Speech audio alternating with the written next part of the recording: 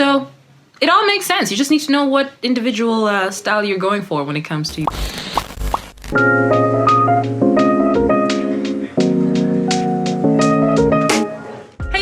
Welcome to my channel. My name is Lulu, and in my last video I did mention that I worked in a couple of startups, and I just thought, let me break down the different types of startups that you might encounter in your life. Whether you're working a 9 to 5 or you're working remotely or you're working flexible schedules, there's a good chance you might encounter a startup, whether you are being the client or the collaborator or the account exec. It really depends.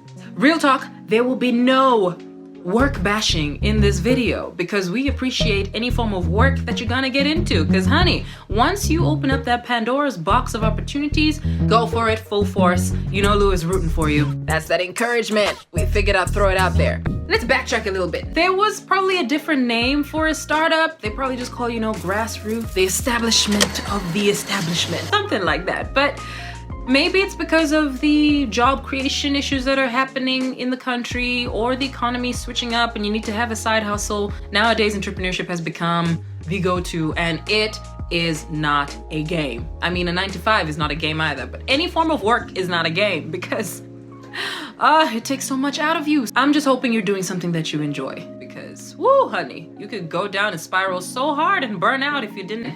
You need to remember why you started. And I'll put that video up here, so. But anyway, let me clarify what I mean by the different types of startup. The first one is the lifestyle startup. Now think of a nutritionist who decides to open up a gym to make sure that their health program sees all the way through to the end, because that's their passion for health. So in that sense, they tend to live their passion out through different elements of that startup. So that's your first one. The next one is the small business startup. Now this one is usually keeping it close and keeping it, in the family, working to feed the fam bam, if you know what I mean. And it becomes a major part of like any country's economy, because most of the times it's family-owned stores that tend to boost the actual economy because you want to create more jobs, and why not do it through the family system? And it seems easier to start up because most of the time it doesn't require as much capital as you'd think. So, I'm sure you know a few of those in whatever country you're in. Like, it's like the bodega. That tends to be a small family business. Then the next one you have is called the buyable startup. Now this one, it's usually built for it to eventually be sold to another company. The whole premise is we're gonna build it, we're gonna build ourselves up to be sold to possibly a much larger company. Think web and application developers, create it so you can sell it at amazing amounts of money, hopefully you made a good deal out of it, and let the brand just speak for itself and keep building onwards. And one example I can think of was Casey Neistat with BEME. Casey Neistat sold his video news sharing app to CNN for $25 million. So he built that up with his team and eventually sold it to CNN. So yeah, buyable startup. And then the next one you have is the larger company startups. Now these ones are usually threatened by innovation because it puts pressure on them to create like new products for the company. And honestly, it feels like a brand within a brand within a brand, brandception. Because you'd find like a lifestyle startup within a large company startup. And that tends to bring on a lot of work for the team, because whether you're working on the A team, which is like the bigger company circuit, or you end up being on like the B team, which is like the company within the company. Who can I think of off the top of my head?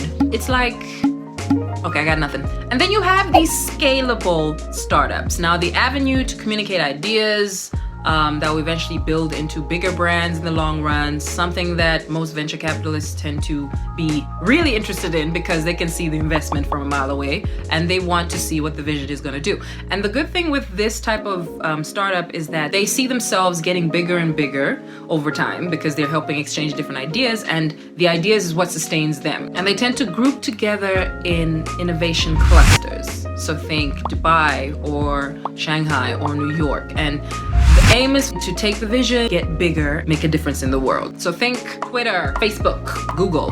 And then you have a newer one, which is like the social startups. And these ones are driven by innovation. And most of the time, their vision isn't necessarily to create wealth for the founders or to have a certain market share that they're trying to build towards.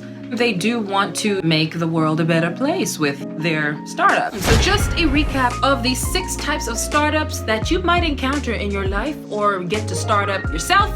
There is the lifestyle startup, small business startup, viable startup, the large company startup, scalable startup, and you have the social startup. Each of them have different financial goals, which means they will have a different team setup that they're gonna create, partners, and everybody pitches in on different accounts. So organizational structure is gonna be in place. Maybe you have an almost autocratic style or bureaucratic style.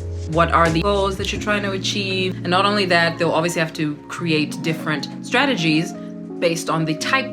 Now, this is for anybody who is interested when it comes to how you can go about branding. Feel free to send me an email. We can talk about that too. So yeah. Thank you so much for tuning in. I really appreciate you guys for loving on me with the likes and the subscriptions and all. So if you liked anything I said, or if you feel like I need to clarify some of the startups that I mentioned, feel free to throw it in the comment section, and why not throw in a heart as well? Just make it cute up in there. And as you do every single week, throw in your earworm. And mine was, what was mine Janelle Monáe, Electric Lady. Yes, the squad that she has in there. Again, build that community, boo. That's how you get the brand out there. Let them know that you love them. See you next week.